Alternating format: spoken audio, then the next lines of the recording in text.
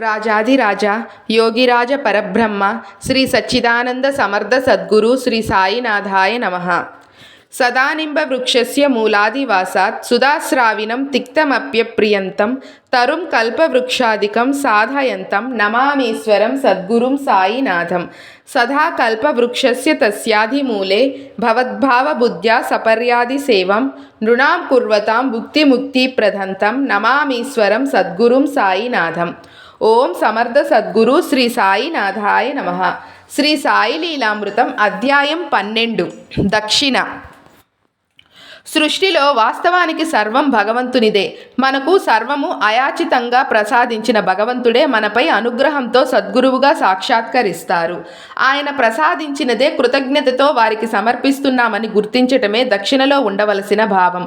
అందుకే బుద్ధిమాన్యం వలన భక్తులు మనస్సు మార్చుకొని మొదట ఇవ్వవలసిన దానికంటే తక్కువ ఇచ్చినప్పుడు అతడు మోసం చేస్తున్నాడనేవారు సాయి. కొద్ది క్షణాలు కూడా మనస్సును ఇంద్రియాలను నిగ్రహించి ఏకాగ్రం చేయడం ఎంతో కష్టం. అటువంటప్పుడు సద్గురు ఎంత కృషి చేసి నిరంతరం సహజం అయిన ధ్యాన నిష్టను సాధించి ఉండాలి. ఆ శక్తితోనే అనుక్షణం భక్తుల కష్టాలు కోరికలు తీరుస్తూ పరమార్థాన్ని చేకూరుస్తున్నారో కదా. ఇది తెలిస్తే గాని ఆయనకు కృతజ్ఞత ఎలా తెలుపుకోవాలో అర్థం కాదు. సద్గురువు కోరేది అటువంటి అవగాహన, కృతజ్ఞత, ప్రేమలనే. కారణం వాటి ద్వారా మాత్రమే మనం తరించగలం. భక్తులు కోరేది శాశ్వతమైన లౌకిక విషయాలే. ఆయన వాటిని సమకూరుస్తూ మనస్సును ఆత్మజ్ఞానం వైపుకు నడిపిస్తారు. ఆ కృతజ్ఞతే దక్షిణ. ఒకసారి కుదిరిన ఆ భావం మరలా చెదరకుండా చూసుకోవడమే నిజమైన దక్షిణ. వారు నిరంతర తపస్సుతో కూడబెట్టిన ఆ తపశ్శక్తిని మనం వారి రక్షణలో పొందుతాము. కనుక మనం కూడా ఎంతో శ్రమించి ప్రీతితో కూడబెట్టుకున్న ధనంలో సాధ్యమైనంత దక్షిణగా సమర్పించటం ధర్మమని ఋషులు చెప్పారు. వారి నుండి మనం పొందే లౌకికమైన సహాయం మనకు మాత్రమే ఉపయోగం. మనం ఆయనకు అర్పించేది తిరిగి సకల జీవుల శ్రేయస్సుకు ఉపయోగపడుతుంది. కనుక దానిని ఫలితం కోటి రెట్లుగా ఐహికంగానో పారమార్థికంగానో మనకే సంక్రమిస్తుంది. అందుకే తాము స్వీకరించిన దానికి తిరిగి 100 రెట్లుగా మేలు చేయవలసి ఉంటుందనేవారు బాబా. అధమపక్షంగా దక్షిణను దానంగా తలచిన ఆ దానాన్ని స్వీకరించే వారి ప్రాశస్త్యాన్ని బట్టి దానఫలం ఉంటుందని శాస్త్రం. అలా సాయికి సమర్పించబడిన దక్షిణ సకల దేవతలకు, సత్పురుషులకే కాక సకల సృష్టికి, పరమాత్మకు చెందుతుంది అని మన భావం. గుర్తింపులపై మనమిచ్చే దక్షిణ యొక్క ప్రాశస్త్యం ఆధారపడుతుంది. సాయి అడిగిన దక్షిణ అదే.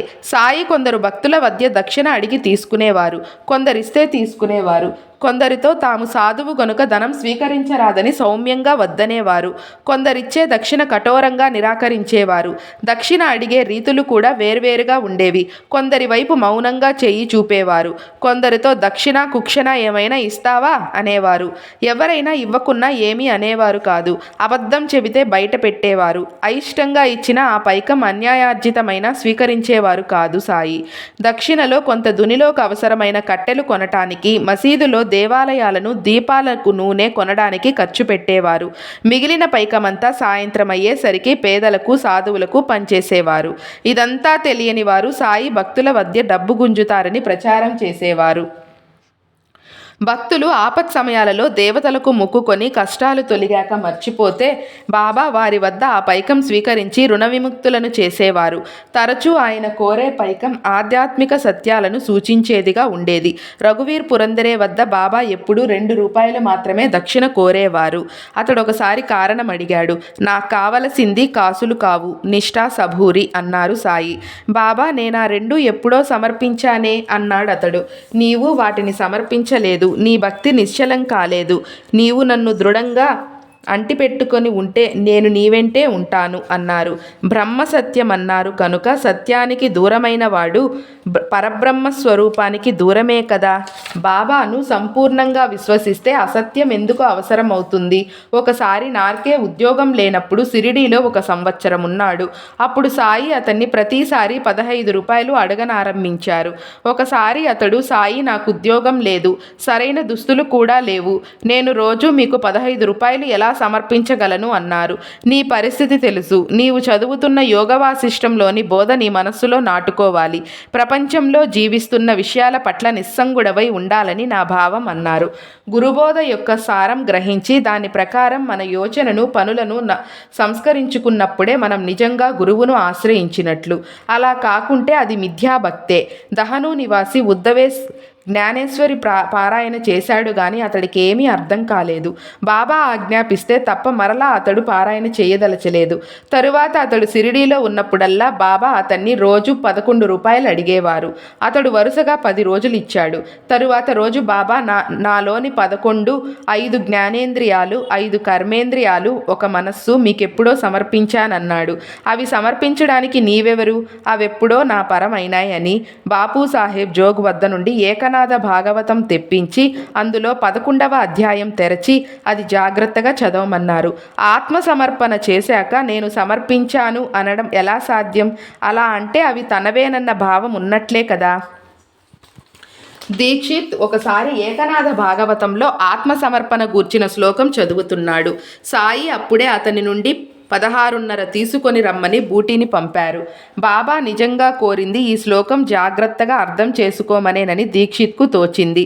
అంతకు ముందు తాను లెక్కించిన తత్వాలు ఇవి: త్రికరణాలు 3, ఇంద్రియాలు 10, బుద్ధి 1, అహంకారం 1, తన ప్రకృతి అర, మొత్తం 15.5. సాయి కోరిన దక్షిణకు అర్థం తెలపమని ప్రార్థించి శ్లోకం మరోసారి చదివాడు. ఏకనాథుడు చిత్తాన్ని ఒక తత్వంగా చెప్పినట్లు గుర్తించాడు. మొత్తం 16.5. అదే సాయి కోరినారు. ఒకప్పుడు దీక్షిత్ తన వేదాంత గ్రంథం చదువుతున్నాడు. అందులో బ్రహ్మమే సత్యమని, నామరూపాలతో గోచరించే జగత్తు మిథ్యా అని చెప్పి ఉన్నది. అందుకు నగలు జగత్తుకు, బంగారం బ్రహ్మానికి పోలికగా చెప్పి ఉన్నది. బ్రహ్మం సత్యమైతే దాని రూపమైన జగత్తు మిథ్య ఎలా అవుతుందో అతనికి అర్థం కాక అతడు సాయిని ప్రార్థిస్తుంటే అప్పుడే అతన్ని 100 రూపాయలు దక్షిణ పంపమని కబురు చేశారు సాయి. వెంటనే అతనికి అలా స్ఫురించింది. వేదాంతం ఈ జగత్తు లేదనదు. జగత్తనే నామరూపాలు నశిస్తాయని, వాటికి ఆధారమైనది నిత్యయని చెబుతుంది. బాబా కోరిన 100 రూపాయలలో 1 లేకపోతే సున్నాలకు ఉనికి లేనట్లే. నిత్యమైన సద్వస్తువు కన్యంగా రూపాలు ఉండవని, 1 సున్నా పేర్లుండవని మరొక సున్నా తెలుపుతున్నాయి. నిత్య వస్తువును 1 సూచిస్తున్నది. ఒకరోజు రేగే తన జేబులో 100 రూపాయలు ఉంచుకొని బాబాను దర్శించాడు. సాయి అతని వద్ద 40 రూపాయలు, తర్వాత 40 రూపాయలు, ఆ తర్వాత 20 రూపాయలు దక్షిణ తీసుకొని మరలా 40 రూపాయలు అడిగాడు. ఆయన వద్ద పైకం లేదంటే శ్యామ వద్దకు పంపారు. అతడిలా అన్నాడు: ఆయన కోరేది డబ్బు కాదు, నీ మనస్సు, బుద్ధి, కాలం, ఆత్మలనే. సాయి ఈసారి దీక్షిత్ వద్దకు పంపారు. అతడు నీ దగ్గర ధనం లేదని యాచించడం అగౌరవం అనుకోరాదని సాయి బోధించారు అన్నాడు. తరువాత బాబా అతన్ని చందోర్కర్ వద్దకు పంపారు. అతడు సాయి కోరినప్పుడు మన వద్ద పైకం లేకపోవడం బాధాకరమే. అందుకే సగం పైకం కోపర్గాంలో ఉంచి నా వద్ద ఉన్నది అయిపోయినప్పుడు తెప్పిస్తానన్నారు. ఆ విషయం చెప్పగానే సాయి అతన్ని పిలిపించి మొదట 40 రూపాయలు, తరువాత 40 రూపాయలు, ఆ తరువాత 20 రూపాయలు తీసుకున్నారు. అతడు కోపర్గాం నుంచి పైకం తెప్పించుకునేలోగానే మరలా దక్షిణ కోరారు సాయి. నానా సాహెబ్ చిన్నబుచ్చుకున్నాడు. భక్తి ప్రధానం కానీ యుక్తి కాదని సాయి అతనికి తెలిపారు. ఒకప్పుడు తార్కాడ్ భార్యను 6 రూపాయలు కోరారు బాబా. అది విని ఆయన కోరినది అరిషడ్ వర్గాలు విడవమని అన్నాడు తార్కాడ్. ఆమె మసీదుకు వెళ్ళినప్పుడు సాయి మరలా దక్షిణ కోరారు. తాను వాటిని సమర్పించానని చెప్పగానే ఆ స్థితి తొలగిపోకుండా చూసుకో అన్నారు. అలా భావం నిలిస్తేనే నిజంగా దక్షిణ సమర్పించినట్లవుతుంది. సాయి బీవీ దేవ్ వద్ద దక్షిణగా 4 నవర్లు తీసుకొని కూడా నీవు 4 ఇచ్చినా నాకు చెందిందొక్కటే అన్నారు. భక్తుడు ఎన్నిసార్లు తన అంతఃకరణ చతుష్టయం భగవంతునికి అర్పించినా ఆయనకు చెందేది ఆత్మ ఒక్కటే, ఒక్కసారే. ఒకప్పుడు మరికొందరితో పాటు రఘు అనే సాయి భక్తునికి కూడా జైలు శిక్ష విధించారు. అతడు వ్రాసుకున్న అపీలు మోమో చూసి చందోర్కర్, దీక్షిత్ మొదలైన వారు కేసు చాలా బలంగా ఉందని, లాభం లేదని చెప్పారు. అప్పుడు సాయి అతన్ని ధూమల్ వద్దకు పంపారు. నిజానికి ఎట్టి ఆశ లేకున్నా కేవలం సాయి ఆదేశంగా మాత్రమే ధూమల్ అహ్మద్నగర్ మ్యాజిస్ట్రేట్తో మాట్లాడాడు. నాటి రాత్రి రఘుకు కలలో సాయి కనపడి, రేపు మీరంతా విడుదలవుతారు, ఏడవకండి అని చెప్పారు. ఆశ్చర్యం! క్రింది కోర్టులోని రికార్డు తెప్పించకుండానే, ఆ కోర్టులో అప్పీలు కానీ విచారణ కానీ జరగకుండానే అది కేవలం గ్రామ తగాదాల వలన ఆరోపించబడిన నేరమని నిర్ణయించి మ్యాజిస్ట్రేట్ వారందరినీ విడుదల చేశాడు. ఇది న్యాయశాఖ చరిత్రలోనే అపూర్వం. రఘు 300 రూపాయలు ఫీజుగా ధూమల్కు చెల్లించాడు. వెంటనే ధూమల్ షిరిడీ వెళ్ళాడు. సాయి ఆ పైకమంతా దక్షిణగా తీసేసుకొని రఘు విడుదలైంది కేవలం తమ కృప వల్లనేనని సూచించారు. అలానే సాయి అతనికి ఒకసారి 50 రూపాయలు దక్షిణ అడిగారు. అతని వద్ద పైకం లేదంటే సాటేనడిగి తెమ్మన్నారు. అంతకు ముందు సాటే తన పెన్షన్ 50 రూపాయలు పెంచమని ప్రభుత్వానికి అర్జీ పెట్టుకున్నాడు. సాటే సంతోషంగా 50 రూపాయలు ధూమల్కి ఇచ్చాడు. ఆ రోజునే అతని పెన్షన్ పెంచుతూ ప్రభుత్వం ఆదేశించింది. భక్తుల బాధలు తొలగించడానికి కూడా బాబా దక్షిణ అడిగేవారు. ఒకసారి ఆయన అడిగితే ఒక పోలీస్ ఆఫీసర్ తన వద్ద పైకం లేదన్నాడు. నీ పర్సులో 50 రూపాయలున్నాయి అన్నారు బాబా. అతడు ఆశ్చర్యంతో ఆ పైకం సమర్పించాడు. ఆయన కొద్ది మాత్రమే తీసుకుని మిగిలింది నీకు అవసరం అవుతుంది అన్నారు. త్వరలో అతడు చిక్కుల పాలై వాటిని తొలగించుకోవటానికి ఆ పైకం ఖర్చయింది. కష్టాలు తీరాక అతడు ఆ మొత్తం సాయికి దక్షిణగా సమర్పించాడు. అతడు ఆ పని ముందే చేసి ఉంటే చిక్కులే వచ్చేవి కావు. ఒక భక్తుడు దక్షిణ ఇవ్వాలని 2 రూపాయలు వేరుగా జేబులో పెట్టుకున్నాడు. కానీ తరువాత ఆయనకు 1 రూపాయి మాత్రమే ఇచ్చాడు. సాయి నవ్వుతూ, ఎంత మోసం!